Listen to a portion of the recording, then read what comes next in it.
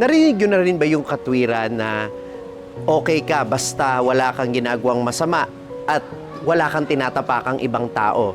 Gandang pakinggan, ano? Pero kulang yun eh. Dahil kung wala kang ginagawang masama, pero wala ka rin ginagawang mabuti, anong silbi nun? Diba? Sabi ng isang author, ang pinakasiguradong pamamaraan daw para magtagumpay ang kasamaan ay huwag gumawa ng mabuti yung mga tao. Kaya ay pinapaalala sa atin na hindi mahalaga na maging mabuting tao lang. Ang mahalaga ay gumawa ng mabuti. Kaya yung totoong mabuting tao ay may ginagawang mabuti sa kanyang kapwa-tao. Itong pinapaalala sa atin ng Ebanghelyo, tayo ang asin at ilaw ng sanlibutan.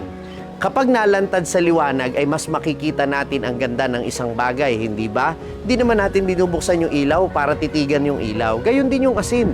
Hindi natin ito pinapapak. Yung asin ay nagkakaroon ng pakinabang kapag ito'y hinahalo sa pagkain. Gayon din ang bawat Kristiyano.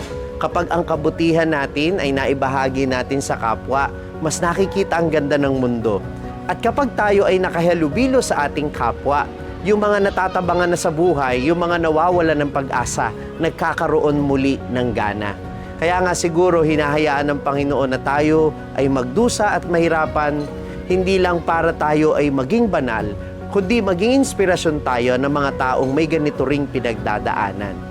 Maging asin at ilaw ng sanlibutan, huwag lang maging mabuti, gumawa ng mabuti.